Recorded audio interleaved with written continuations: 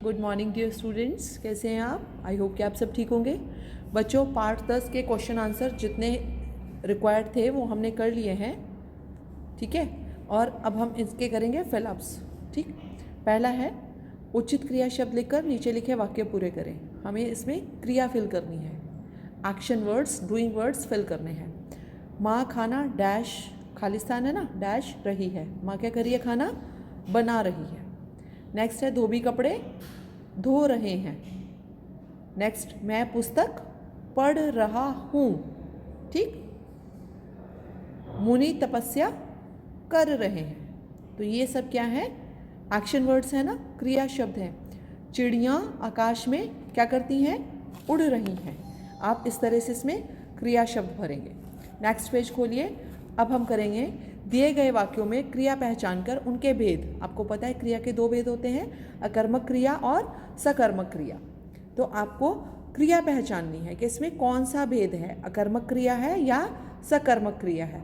आपको मैंने पहले भी बताया था कि सकर्मक क्रिया वो होती है जिसकी पहचान हम क्या या किसको लगाकर कर सकते हैं।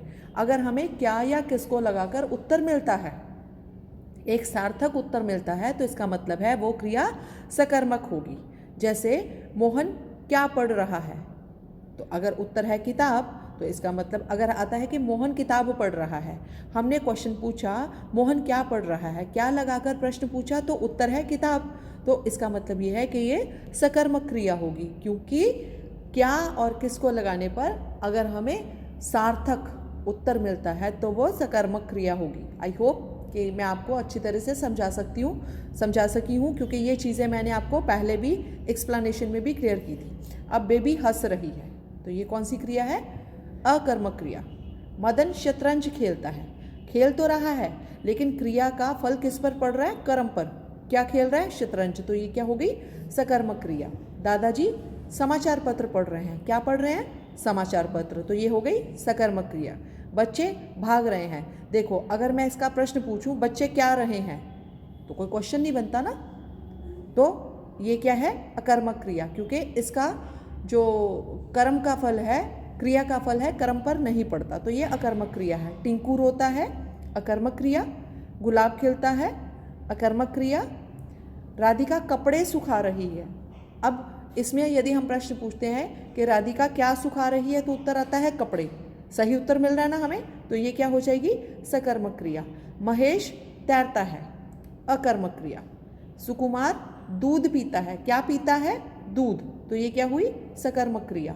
तन्मय खेलता है, अगर होता तन्मय फुटबॉल खेलता है तो क्रिया का फल कर्म पर पड़ रहा था, उस केस में ये होती सकर्मक क्रिया। लेकिन अभी ये है तन्मय खेलता है, तो ये क्या हो गई? अकर्मक क्रिया। I hope I am clear, ठीक है। चलिए आगे बढ़ते हैं।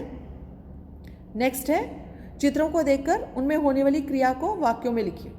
अब ये देखो, बच्चे क्या कर रहे हैं? फुटबॉल खेल रहे हैं। आप ये लिख सकते हैं कि बच्चे खेल रहे हैं या बच्चे फुटबॉल खेल रहे हैं, कुछ भी लिख सकते हैं। यहाँ पर चित्र देखकर आपको क्या लग रहा है? कौन सी क्रिया हो रही है यहाँ पर? ये माली नज़र आ रहा है आपको, और ये प्लांट्स हैं, पौधे हैं, तो माली पौधों को पानी दे रहा है। नेक्स्ट पेज पर आइए। ये देखिए, अध्यापिका लिख सकते हैं या प्रधानाचार्य लिख सकते हैं। प्रधानाचार्य ही लिखेंगे तो बेटर होगा, क्योंकि अलग कैबिन है, प्रधानाचार्य का अलग ऑफिस होता है, आपको मालूम ही है, और शील्ड्स वगैरह रखी हुई है, तो आप लिखेंगे प्रधानाचार्य लिख रही हैं। देखिए कुछ लिख रही हैं ना, ठीक।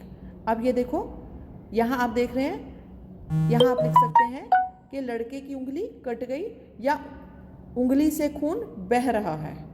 आप ये क्रिया भी लिख सकते हैं। I hope I am clear. आप इस काम को अपनी बुक में अच्छी तरह से लिख लीजिए, ठीक है। चलिए मिलते हैं नेक्स्ट क्लास में। Take care, bye bye.